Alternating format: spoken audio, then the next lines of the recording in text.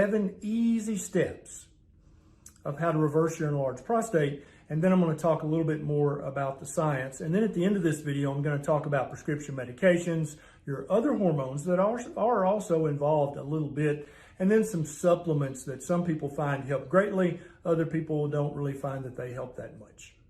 Now, the hormone that's involved in 80% of your enlarged prostate problem is not testosterone, it's not DHT, it's not estrogen, it's insulin, okay? Your prostate is a gland and it responds to growth signals from hormones.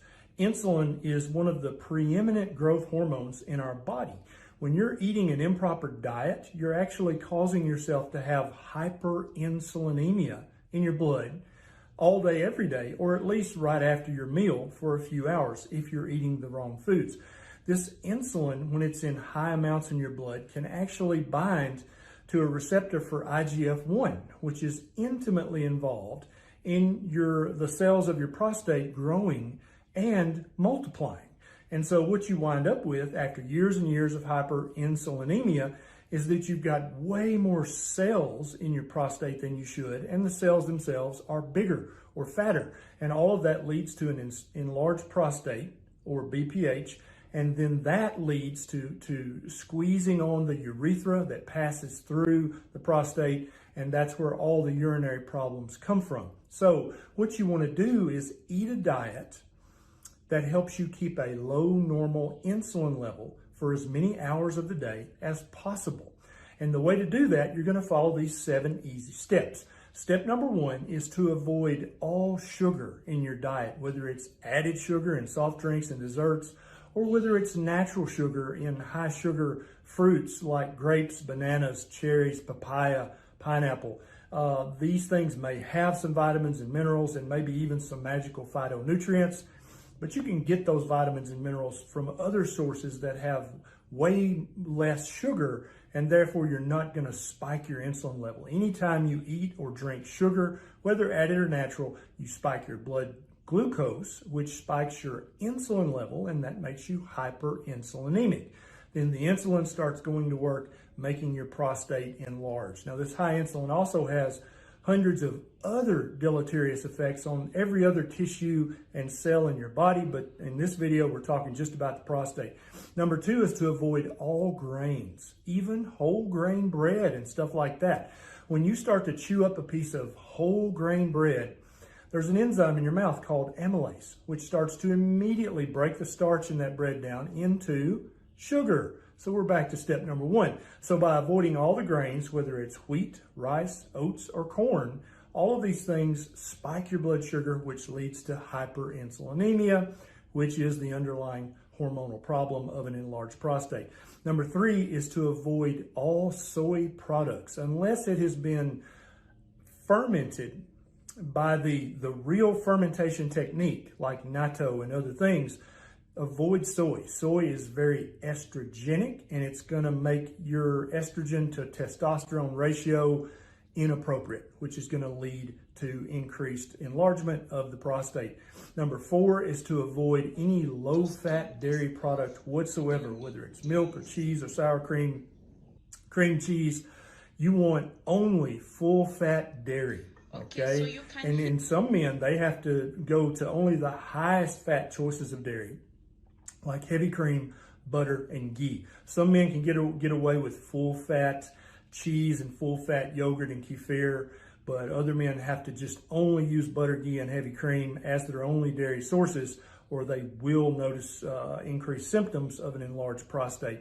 Number 5 is vegetable seed oils. These have a very inappropriate omega-6 fatty acid to omega-3 fatty acid ratio, which can lead to inflammation all over your body, but specifically in the prostate. And when a prostate is enlarged and inflamed, your enlarged prostate symptoms get even worse. And then number 6 is eat a low carbohydrate diet. Whether this is a ketogenic diet or a carnivore diet, eating this diet is going to keep your insulin level low normal for the majority of the day. Okay, and that's the goal here, is to keep your insulin level low normal. You don't want a chronically high insulin level, or you're gonna cause your prostate to enlarge then you'll suffer from the symptoms. Then step 7 is intermittent fasting. You want to go without eating anywhere from 14 hours a day up to 18 hours a day. And you don't have to start at 18 hours a day. You can slowly work your way up to that. But when you fast for 14, 16, or 18 hours, that really resets your insulin level back to the low normal level, which is going to not promote prostate hyperplasia. Very, very powerful, very important. Also, intermittent fasting is free. I've got a big playlist about intermittent fasting. It'll pop up right here. You can go watch this after this video is done. So these 7 steps above are going to give you 80% reduction in your prostate problem. Now, it took you years to grow the prostate that you have right now, so don't expect these changes in your diet to have an effect in a few days or a few weeks. It's going to take several months, if not a year, for your prostate to go back to normal size. And because when you eat this way, it's not literally going in there and shrinking your prostate, it's just stopping the signal from the hyperinsulinemia to continue to enlarge. And so when that signal of inappropriate growth goes away and your insulin level goes back to low normal, then as your prostate regenerates and rejuvenates and replaces cells, they're going to be the normal size cell, and it won't replace all of them. You'll have fewer and fewer prostate cells as the months go by. So don't expect an overnight fix with this. You didn't get in this predicament overnight, and you ain't going to fix it overnight. Now let's talk about prescription medications. So there are several prescription medications on the market that your doctor can prescribe for you, and they do help the symptoms. They do not, however, address the root cause, which is chronic hyperinsulinemia, at all. So it's no crime if you want to take one of these prescriptions for a few months while you're letting your low carb, your keto, your carnivore diet have its effect. But be prepared for a long list of side effects. Some are quite serious. Now let's talk about your other hormones, your testosterone, your estrogen, and your DHT. So absolutely, without a doubt, having a low testosterone to estrogen ratio absolutely will increase your risk of having an enlarged prostate with symptoms. But just keep in mind, you'll actually see videos out there that say that testosterone causes enlarged prostate. Not true at all. DHT, no, it doesn't cause that. But as a man gets older, his testosterone tends to dip, especially if he's sedentary and especially if he's eating a high carbohydrate crap diet. His testosterone level is going to start to nosedive, and that's going to leave his estrogen level at about the same level. But as his testosterone level goes down, his estrogen to testosterone ratio is going to go up. You see that? So if high testosterone causes an enlarged prostate, then every 18-year-old man running around on the planet would have a humongous prostate because their testosterone is sky high.